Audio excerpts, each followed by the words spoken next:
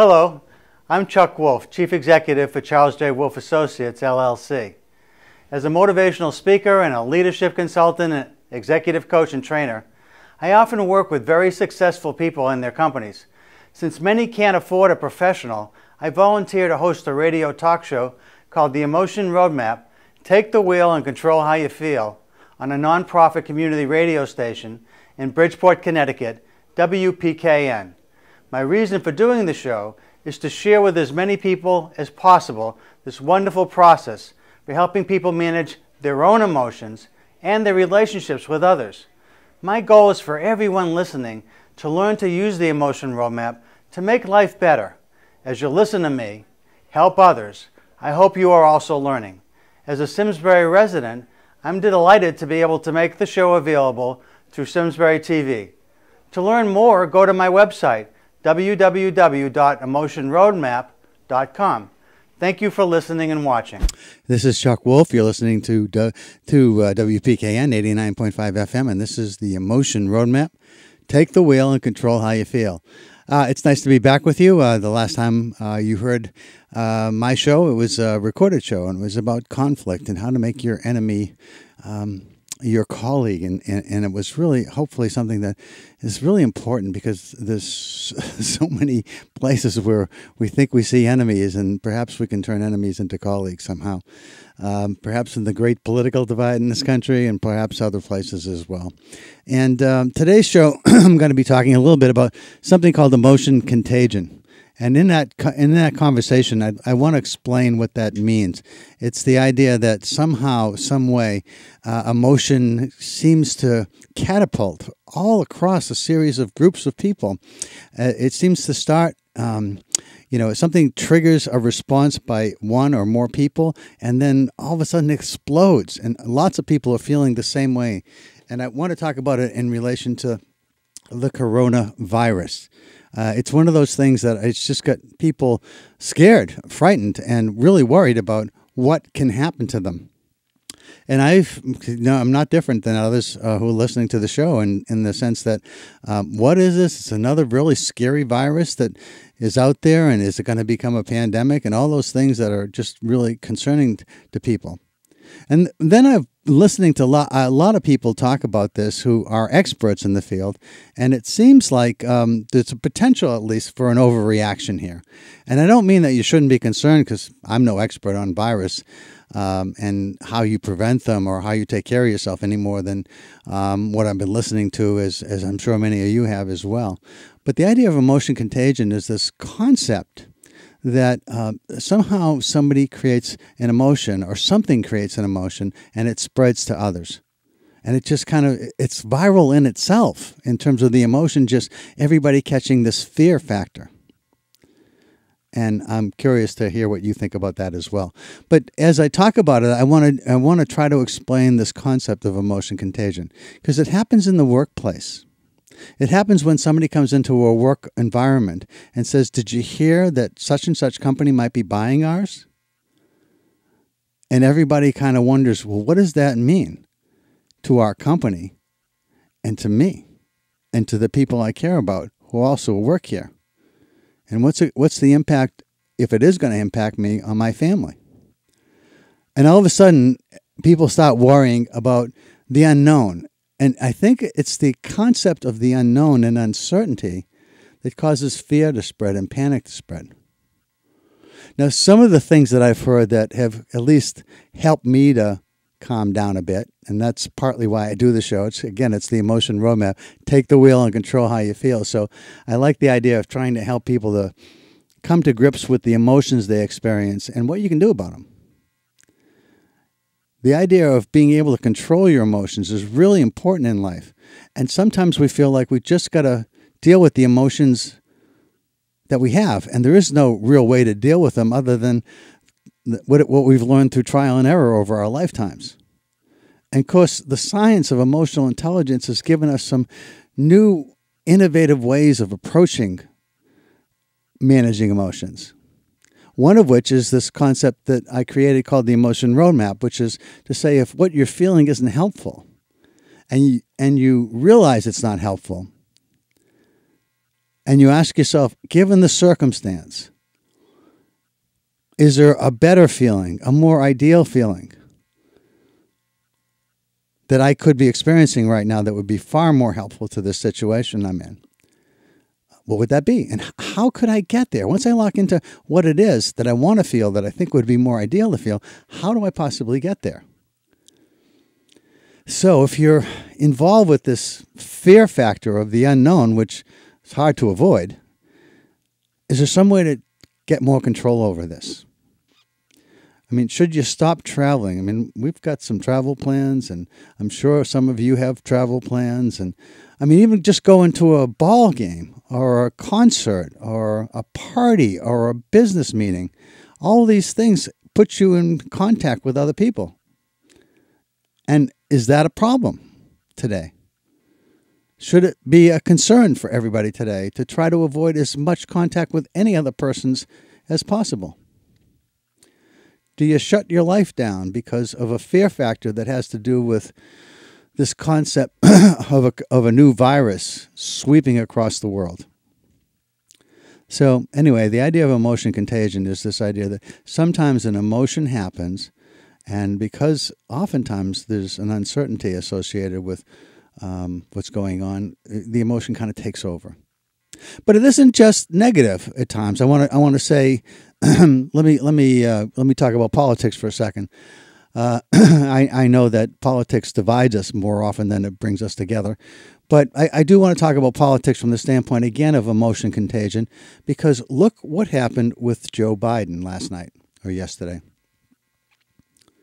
Think about how moderate, centrist Democrats and some progressives as well who support Joe are feeling today, different than they were feeling, well, certainly before South Carolina.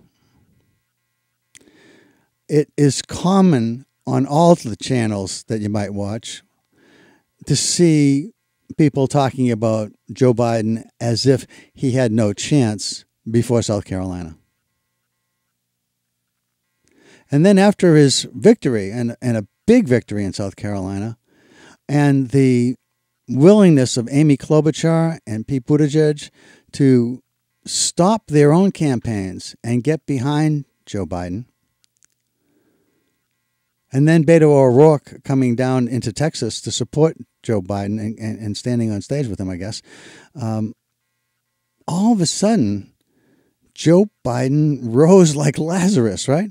And so there's an emotional contagion today. It's even impacting the stock market, I guess, at least the way I'm listening to the business channels earlier today. And it seems as though there's been, the coronavirus again scared people to not invest in the market, even though there's a lot of strength in the economy, at least in the U.S., that people have kind of pulled back and are wondering, should they continue to pull back or take everything out of the market and put it in bonds or something? So there's that emotional contagion too. That's fear again. But there's this emotional contagion of surprise and pleasant feelings associated with Joe possibly being the person who will win the Democratic nomination, because I guess there's a lot of fear in Wall Street as to whether either Bernie Sanders or Elizabeth Warren might be the candidate. And again, I'm not saying what my political views are here. I'm not asking you for yours. I'm just trying to talk about the emotions involved in what's going on. And so the market has gone way back up again today. And so that's in reaction, at least some of the pundits are saying, in relation to the idea that, hey, it looks like Joe's going to be the one. And now Mike Bloomberg, I guess, said he was not going to be running. He put his candidacy on pause, and is backing Joe Biden too. So it seems like all the moderates, out of the blue, it seems, all of a sudden coalesced and said, you know what? We can't afford going down the route of the campaign if either Bernie or Elizabeth won. And so at least a number of people felt that way, I guess. And so they came together and decided to support Joe's candidacy. And so here we are today. Now, whether that lasts or not, who knows? But here we are today in terms of emotional contagion, and that's what I'm talking about today, not so much the politics.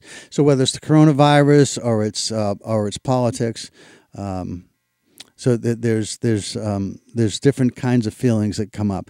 Another one that many of you who are sports fans and particularly Red Sox fans will relate to is the feelings that come when you think your team has no chance. And if this is probably a little bit afield from some of what you know about, but if you've listened to the show a long time, you know I'm a big Red Sox fan. I came from the Boston area, and Celtics, Red Sox, Bruins, and Patriots are all teams that I root for, and I'm passionate about it. And so the Red Sox have traded away Mookie Betts, and people felt like he was a generational player, one of the world's potentially best players, and we traded them away this year. And we got rid of David Price, and while I have mixed feelings about Price, I'm very happy he was there to help us help the Red Sox win the World Series. In 2018, he was, I think, very difficult and a problem in the locker room for many reasons I won't go into. But he's gone too, and so a good pitcher is left. And one of the best pitchers that they paid a lot of money for is Chris Sale. And Chris Sale got hurt last year and had to be shut down. And after 15, I don't know how many innings actually he pitched, but he pitched a few innings the other day and threw to simulated. I guess it was against real hitters, but he threw about 15 pitches maybe or something. And the next day his arm hurt and he had to go for an MRI, and we're waiting to hear the results and whether he might need Tommy John surgery. And so there's, I think, sort of a depression that's settled over the Red Sox nation, if you will, the Red Sox fans that care about the team. It's like, wow, do they have anybody that's going to be left standing that can pitch?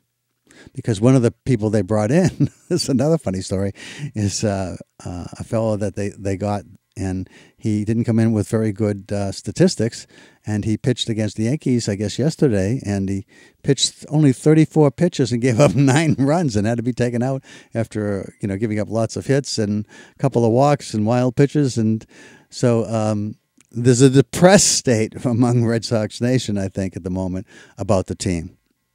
So, these are things that cause groups of people to feel certain ways, is my point. So whether it's a new virus, whether it's something in politics, whether it's something in sports, I'm just trying to, or in the workplace where you hear something that's disconcerting and possibly upsetting, that's the concept of emotion contagion.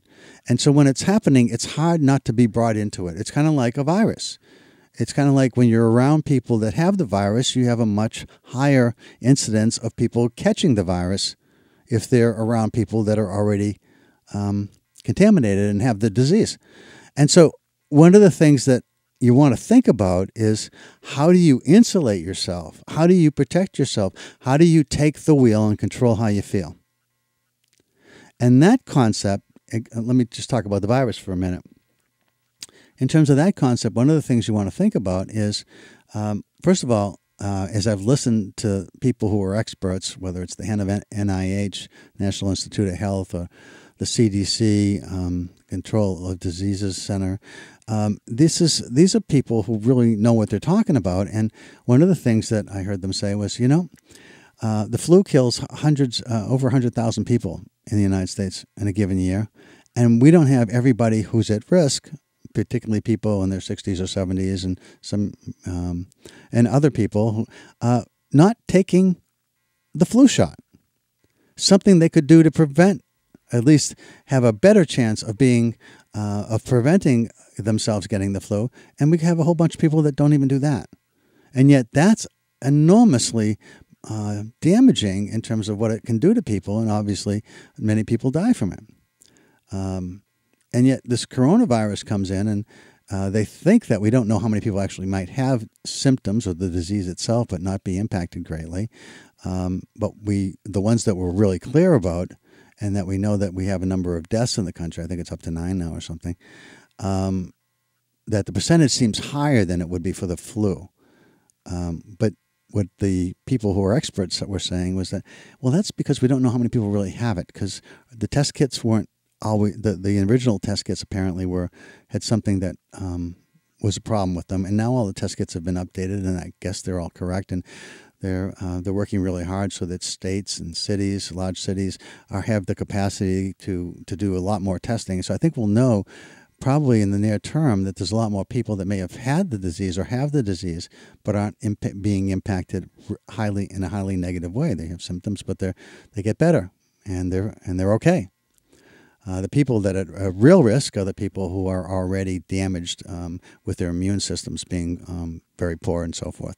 So I hope that one of the things that you might think about is you do all the things that everybody's saying, which is, you wash your hands a lot, you take care of yourself, you try to do the things that keep you healthy that you know how to do already, and you avoid things that might put your system, your body at risk by either overeating, over drinking, working too many hours, exercising too hard.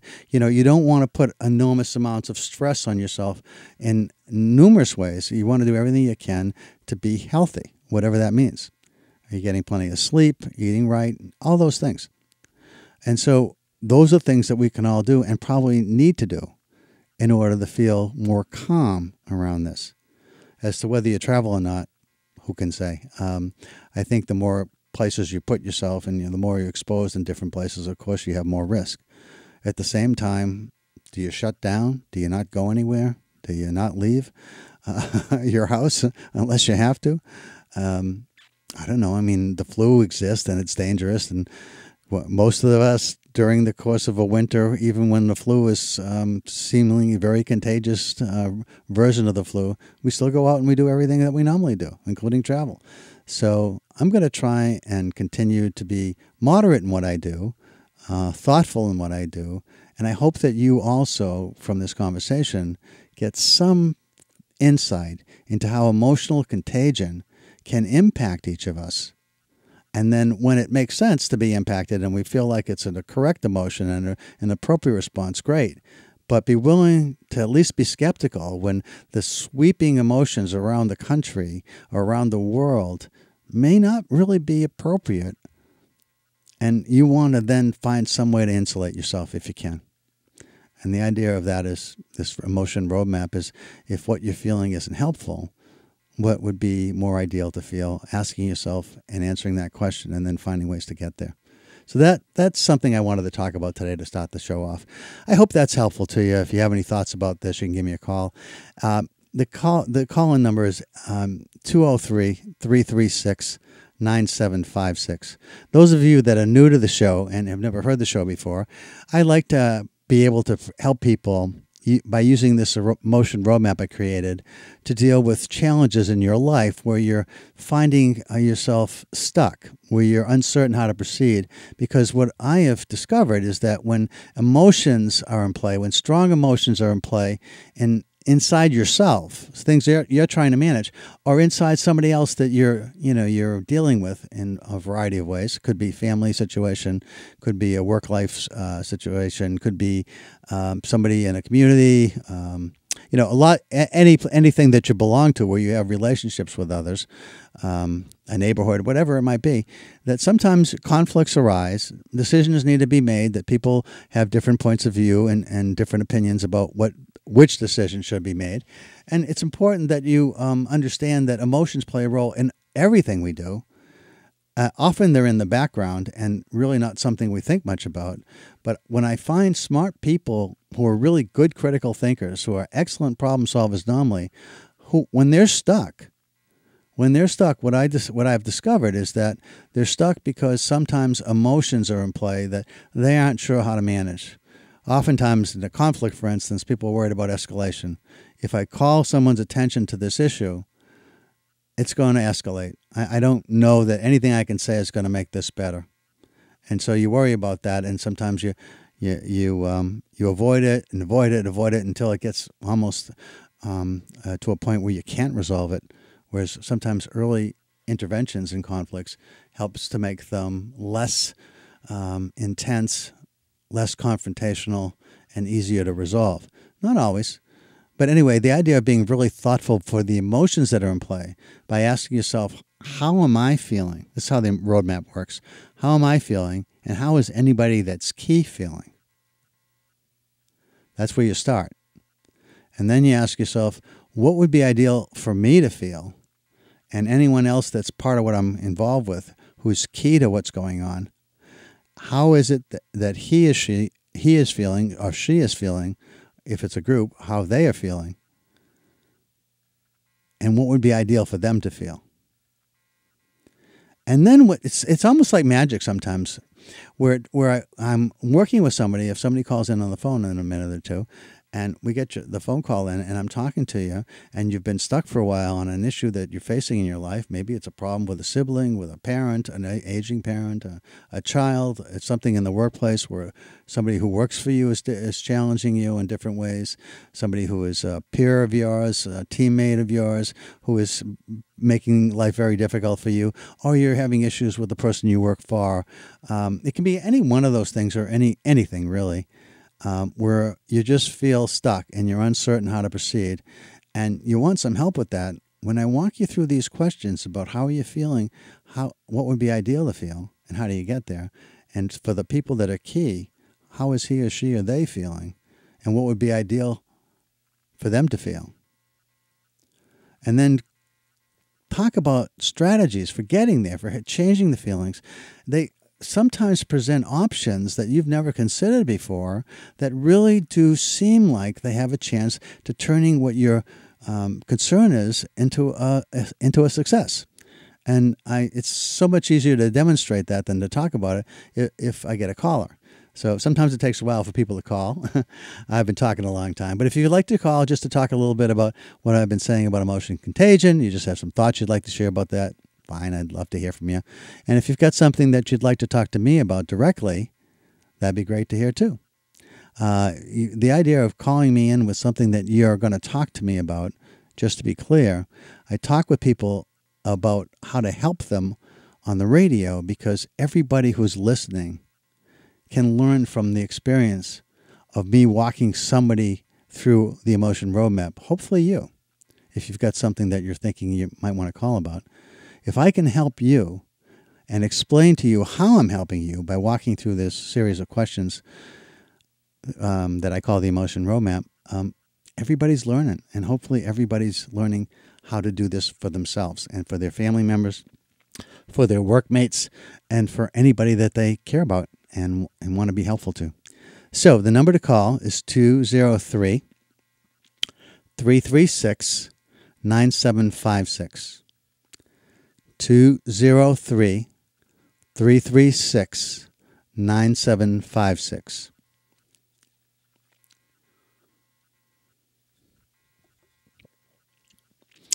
And while I'm waiting for you to call, I'll continue to talk about things that I think that are relevant, or interesting anyway. Again, the number is 203-336-9756.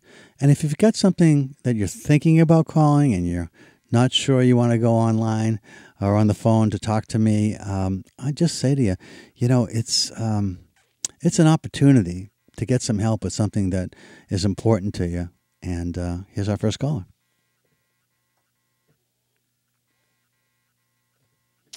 Well, here, just a sec. Hi, this is Chuck. You're on the air. Who am I talking to? This is Linda. Hi, Linda. If you've got your radio on, could you turn it down? Sure. Thank you. How can I help you today, Linda?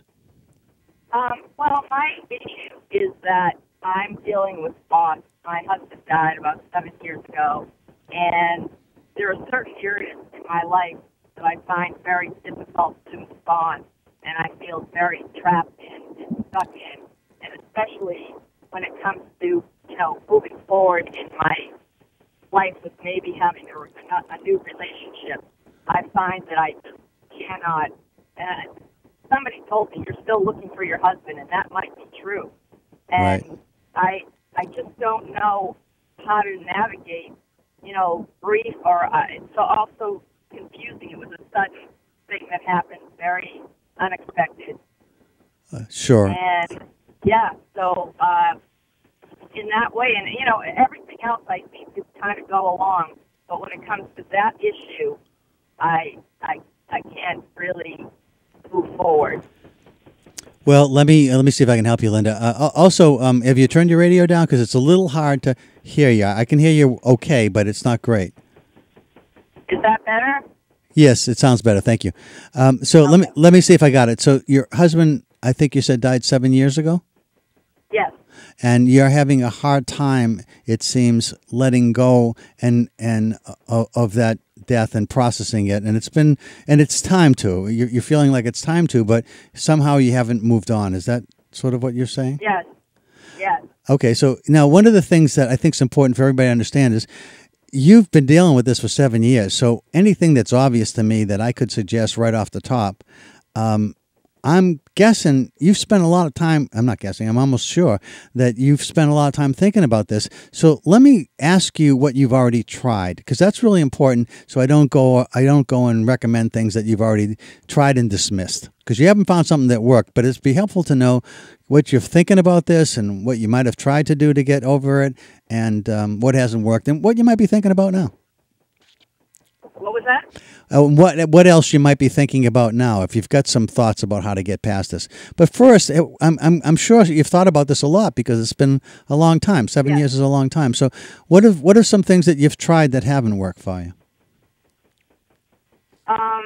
Well, I've tried, therapy, and I've tried, actually just acting as if I've kind of gone out with people, and I'm not really faced with this issue per se until I'm in a situation.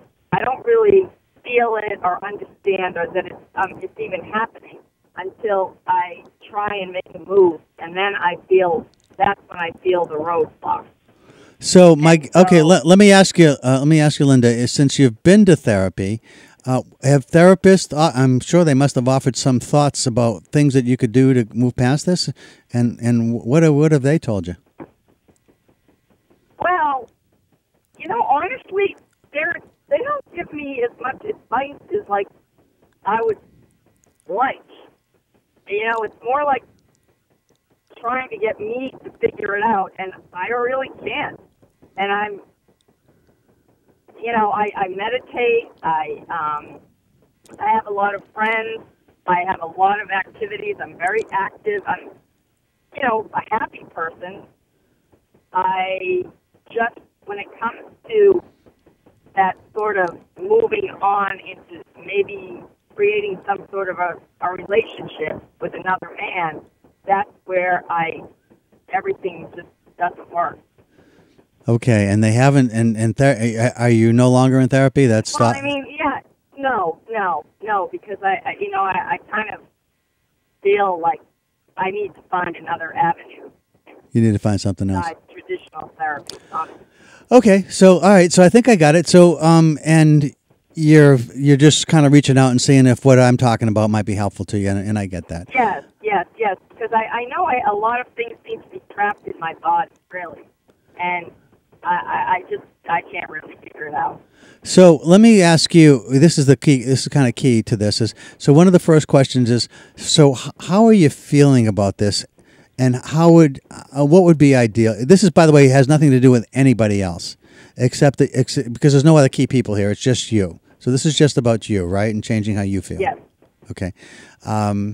In a strange way, it might be about your husband too, though, because it might be somehow that there's a piece of you that gets upset thinking about being with someone else, because even though this person who was your husband that you loved is gone, there's still a feeling of somehow it's not the right thing to do. A little bit, yeah.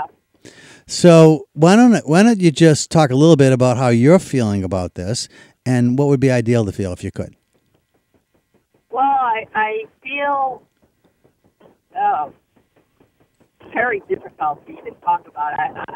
I feel confused most of the time, and I do feel like in some ways I'm still for him, I guess. And I find it really difficult to even talk about. Not difficulty. I mean, I don't know how to talk about it. Okay. Because it's all just mixed up in my mind. It's really, I'm sorry. I don't know how else to explain it except that it's all so confusing. So the big feeling that arises around this for you is confusion.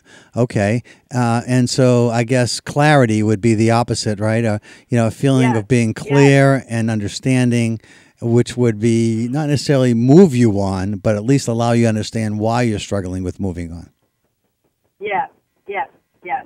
Okay, so if you can talk a little bit about any time that you've ever started to initiate a relationship with some other man, what are the feelings that you have that sort of pull you back from that? Can you talk at all about? I realize this is hard. But okay, yeah, that's it. I guess I do fall into the comparing mode, and I had a very dynamic life with my husband. Very, very, a lot, did a lot. I mean, it was just,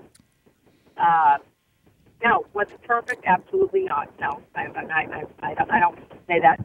But we just had a very dynamic relationship, lifestyle, and I do find myself comparing. And that kind of throws up the roadblock almost immediately. So and I'm looking for that chemistry. And the chemistry, something is just preventing me from letting people in. And I think, and I really think it's me. It's not them. It is me. No, understood. That's real clear. That's what is clear. Okay. And what is unclear, I'm guessing at least, is that why is this happening? Yeah. Does that sound right? Yeah. Yeah. Yes, absolutely. So if you want to get clear on why it's happening, you have to look at some of the things you've already just said, which is the relationships you had with your former husband was dynamic and it was special, and this is I'm reaching here a bit, but there's a piece of you that is punishing yourself. The stages of grief. I'm sure you kind of went through that with somebody, yeah. At least, right? Okay, so at the very end, you go through all this denial, this anger, this exploration, and then your acceptance. And you went through that in the sense that he's gone, you got that. But then when you try to move on, there's a piece of you that's feeling, and I don't know if this is right. You said you're comparing, but then anytime there might be like a little burst of chemistry, there's, I'm guessing, something that's blocking that chemistry from happening, and it might feel like guilt. That you're somehow this is not right for you to do because you had this relationship and you really shouldn't move on. I mean, I'm guessing that's a piece of it, but I'm not sure. Yeah, maybe. I don't know that sometimes I do feel that. And so one of the things you want to consider, I mean, by the way, it seems like would make some sense to me. I don't think that's abnormal necessarily. Especially if you had a real loving relationship. I mean, that makes some sense to me. But at the same time, it's like, I mean, it's almost, if I was your therapist, there's a form of therapy called Gestalt therapy, where you actually, you try to get closure by talking to people who are no longer here, as if they were still here, and what you'd want to say to them, and what you think they might say back to you to help you with closure. Does that make any sense? Yeah. So if one of the strategies might be for you to think about, if I was to have this conversation with this person that was the love of my life for a lot of years and has been gone a long time, about how I'm feeling now and about, is it okay to move on, and getting that person's permission, if you will, and support even, because they'd want you to be happy. I'm guessing. Yes.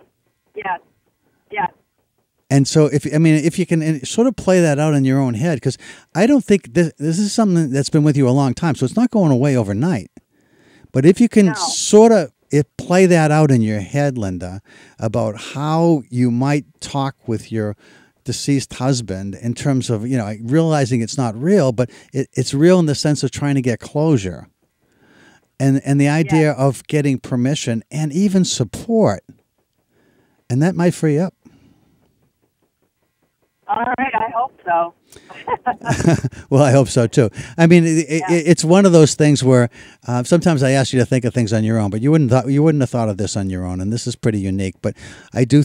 I'm guessing there's a piece of this that relates to the past relationship that's holding you back. That you moved on in a sense, but every time you try to make a new relationship, you feel like that feeling of, well, first the comparison I think is an echo in your head about why you picked your husband in the first place, and nobody's going to match up to that.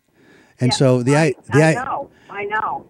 So the idea of, and I think here's another piece of the puzzle, I think, is feeling so grateful for the kind of relationship you had that lots of people never get to, ever.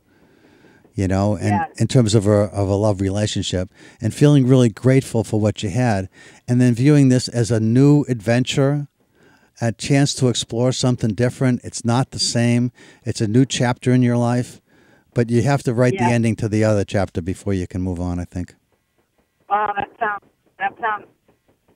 very sensible. Well, that's very sensible and great. That sounds great. I appreciate that. I haven't really looked at it like that. That's helpful. Okay. Well, I hope it works for you, Linda, and thanks so much for calling. I appreciate your being willing to call up, and I hope everybody got some help from this, but mostly I hope you did. Oh, thank you so much. Have a great day. You too. Bye-bye. Okay, folks, that's how it works. It's the idea of trying to ask yourself a series of questions and trying to get to a place where you understand that there might be a different way of thinking or filtering or looking at things that could be helpful in moving you past the place where you might be stuck. And I really appreciate, Linda, you calling and allowing everybody to listen, but at the same time, hopefully what I said to you is going to be helpful going forward. Again, the number to call, if you're interested, is 203-336-9756. 203-336-9756. So, again, if you've got something that you've been thinking about that's on your mind that is complicated and challenging, give me a call. Here's our next caller. Hi, this is Chuck. You're on the air. Who am I talking to, please? Hi, Chuck. My name's Michelle. I'm sorry, Michelle? Yes. Okay. Do you have your radio on? I do, but I just turned it down. Okay, thanks. Okay. How can I help you, Michelle? So kind of piggybacking off Linda, I didn't expect to relate because her trauma was so much greater than mine, and she experienced a actual death of a loved one where I think I might be comparing for other reasons, but I have not or very rarely connect with anybody that I meet because I'm constantly comparing them to somebody that I lost, not because of a death, but just because of a breakup in the past, and it's caused me to be alone a lot longer than I had expected. Okay, so it has some similarities, sure, but let's just talk about you, I guess, Michelle. So if you could tell me a little bit about the relationship that you had, that you lost, in other words, what is it that was so special about the relationship? That would be helpful as a way of starting. It was more just, we just had a lot of similarities. It never felt like that cat-mouse type of behavior. It was never like one was chasing the other. We just both wanted to spend all of our time together, whereas in my relationships now, I always feel like it's either one or the other. Either I'm chasing them or they're chasing me, and I'm not attracted when they're chasing me. And vice versa, they're probably not as attracted if I'm chasing them. Okay. It just doesn't feel like I've vibed with anybody to meet right in the middle in my recent years. So something about the person in the past was it just felt easy. There was no chasing. We had a lot of similar things going on, and it felt just great being together. Yeah. And the persons that you've come into contact with since then, it feels like they're either elusive and you're chasing them somehow, or they're wanting to be with you more than you necessarily want to be with them. And there's not that kind of similarity, and that's been missing. Yeah, and the person that I'm always comparing to is she was actually 2 relationships ago. And while I was in my most recent relationship, I did compare this person to him as well, but I loved him in a different way. And I feel like I need a little bit of a chase in order to stay interested. But I don't know how much of that is a healthy mindset and how much I need to break that habit. You feel you need a little bit of what? I'm not sure what you said on that. Like a chase, a little bit of a challenge in order to stay interested. Like whoever I end up with, I feel like maybe it needs to be somebody who keeps me a little bit at bay, but I don't know if that's a healthy mindset or if that's something I should let go of. What's your best guess about that? I feel like everybody's different. And if I need somebody who, isn't the type of guy who talks about emotions or lays all his cards on the table because that's what interests me, I shouldn't shame myself for that or think that that's like behavior that'll cause me harm in the future. So it sounds like you're unclear about what you're really looking for. I don't think I'm unclear. Okay. I just think that sometimes, like all of the therapy I've been through and stuff, or even just friends' opinions or the person that you want to spend the rest of your life with, you don't want them to challenge you every day because marriage itself brings it forth a challenge that, you don't need this additional work added on. So it's still me being or acting like a kid because I'm not a kid anymore, but maybe I have some behaviors that follow me. Well, do you have an idea, Michelle, of what the ideal person looks like? That's what I mean about being clear. I didn't really hear that from you. So you said sometimes you think you might need that little bit of a chase, but the person that you compare people to, there was no chase. At least I didn't hear that. So that's why. Yeah, I don't know. It's very strange. It's just like when it works, I guess. But well, that's important. Yeah. No, wait. Let me stop you there. When it works means that maybe.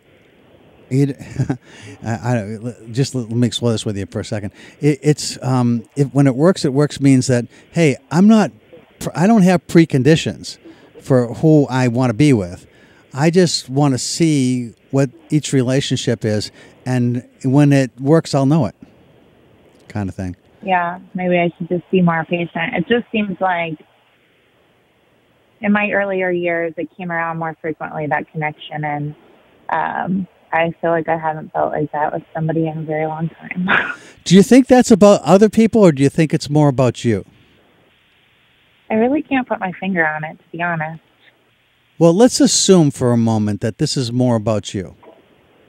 And the reason I say that is because in terms of controlling, you can't control what other people think or do. You can to a degree, but mostly you have more controls over yourself. Yeah. And so one of the things that you might ask yourself right now is, how are you feeling about this situation in your life, about how you're relating to other people? And what would you, if you could put a feeling word on it, what would that be? About this particular situation? Yeah, about new relationships. It sounds like they're challenging in many ways for you, different than they were when you were younger. And I'm wondering how you're feeling about that. Just hopeless and disappointed. And so how would you like to feel? What would be ideal to feel? Excited, renewed. So that's great. So to know what you are feeling, somewhat hopeless and disappointed, and to want to feel excited and renewed, the question becomes, can you somehow move yourself in terms of how you feel, irrespective of who you're going to meet next, how you feel in terms of going forward with new relationships? Is there some way to change the kind of feeling you have about what's happening right now? What would make it feel like it was exciting again and renewed? By the way, have you ever had an experience where you felt hopeless and disappointed and it turned around?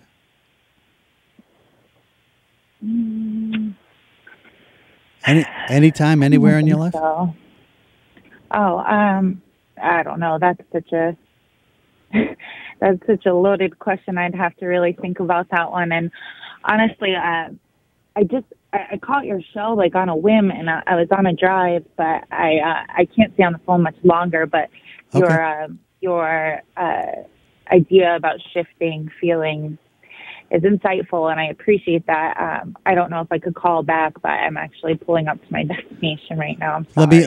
You have to end, so let me say this to you, because sometimes it's easier if you work through this yourself. But it seems to me, if you can get a handle on the fact that you want to let go of hopeless and disappointed and not look to compare things to what's happened in the past, and instead be excited about every new adventure and every new situation and every new relationship coming up, just to see what it brings without any expectations.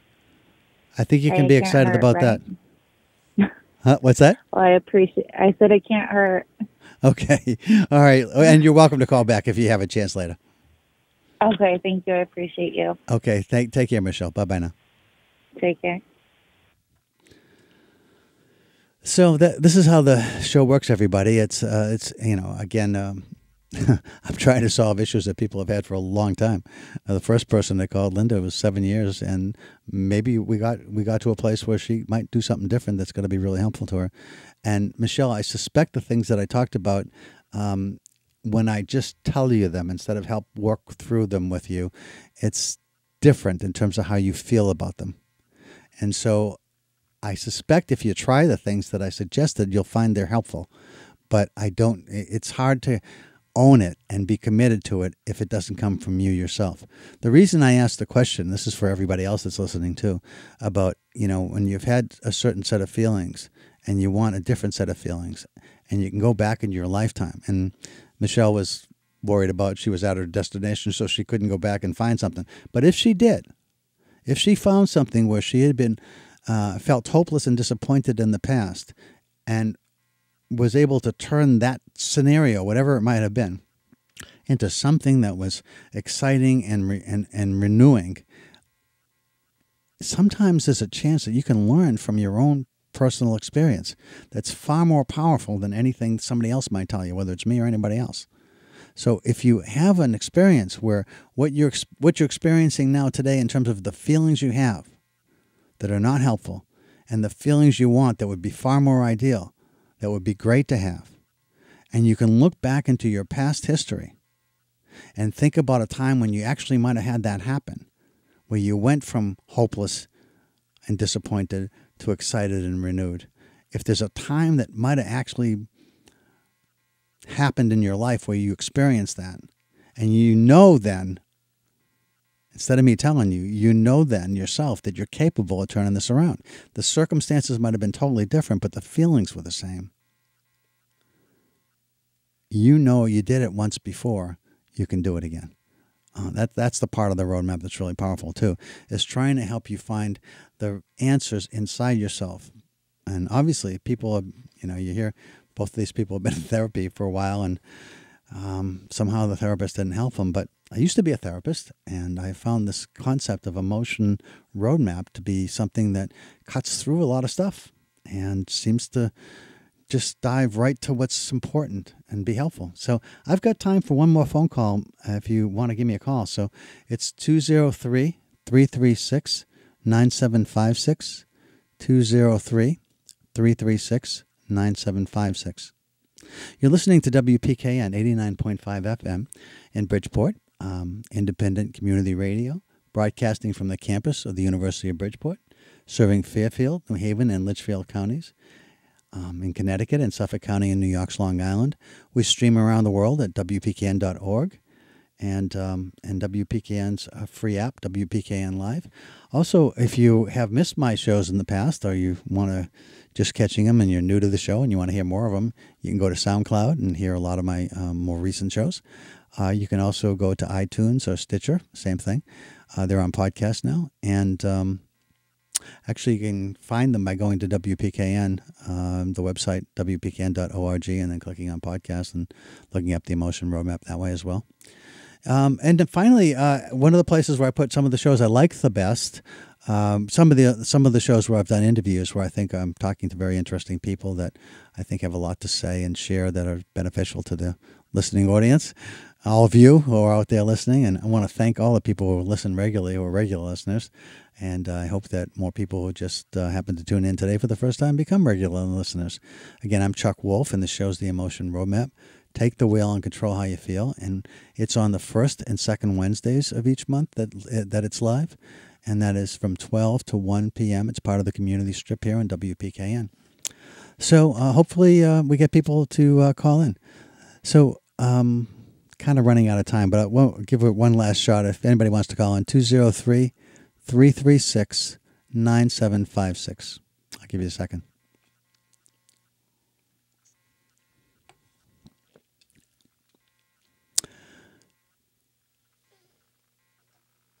Hi, this is Chuck. You're on the air. Who's calling, please?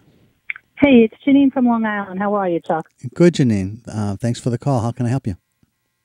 You know, it's an interesting point that you make about thinking about how you can win at the end instead of, just having like disappointment and not expecting anything to work out. I was thinking about that this week myself. I had a really rough road with my ex, and my ex had a surgery, and the meds went wrong. So I was kind of tortured for years and years and years and years and years, and it ruined my career. And I couldn't figure out how to do anything as far as my career was concerned. And I was watching a movie, and I had come up with this thing that you just said today to the woman before me. It could turn out okay if you could figure out how to change those feelings, right? Yeah, I think it's meeting people is the question. I think it's really hard to meet people. I think after your kids grow up, you don't meet the people that you don't want to hang out in bars, because you're in with a crowd that's not really something that's going to be great for you. You know what I'm saying? I do. Uh-huh. And going to club I went to the gym for years and years. I did the opposite. I did working out. I worked out to the point of, I went down to a size 2 and I have size 10 feet. I should never be that small or that muscly, Mm-hmm. and just finding people is absolutely ridiculous. It was just beyond bizarre. And it's been years and years and years and years, and I don't meet people at all. I mean, there's no jump start, and work was kind of like, not happening either. So, having hope, that you're going to figure something out is what saves you, I think. You made a great point. I think that was the best. I listen to your show all the time. I think that's the best advice you ever gave anybody ever. Well, thank you. I appreciate that. Good for you. Thanks for listening all the time. Hey, just one other thought. I don't have much time to talk about this, and you may have already thought of it, but just to share one other idea is one of the places I think people meet people who don't want to go to the bar scene and so forth is on volunteer activities. Sometimes you can put yourself in a place where you might want to just think about, is there something that I'd really be passionate about that I'd enjoy anyway? I mean, you don't go just to meet people, but sometimes it's another way to meet folks. And you know what? I've done that all my life, and I know you're pressed for time, but I'll be honest with you. All of the volunteerism on Long Island is pretty much dried up. It's absolutely bizarre what happens here. Really? I always did plantings and biological things, and it was good. And then it just totally dried up and to the point where the metaphysical has taken over. And I'm just I'm hoping, and I'm hanging on. I think that maybe I will be able to figure it out, but it's just without people, you can't do anything, and there's just no people to connect to. And maybe it is the wrong area, but after the incident that I had, it's hard to move forward to some other place, and I'm sure I am not the only person in this situation. But leaving a situation that was so rough, and then going forward, it's hard. It's just really it's hard. But things can work out, and I think that was the best thing. Being positive, I think, is a force multiplier, and that was great stuff. Do you have any other ideas besides volunteering? Because no one's volunteering here. If I do, I can't talk to you about them because I actually have to stop the show right now because I'm out of time. All right. But you know what? I'm on next week. If you're around and you listen all the time, please feel free to call me back. I'd love to talk to you more about it. Ciao. Okay. Thanks a lot. Bye-bye. And thank you, everybody. It's time for me to go, and I'm out of here. And I really appreciate all of you listening. And this is Chuck Wolf. You've been listening to the Emotion Roadmap. Take the wheel and control how you feel. And this is WPKN 89.5.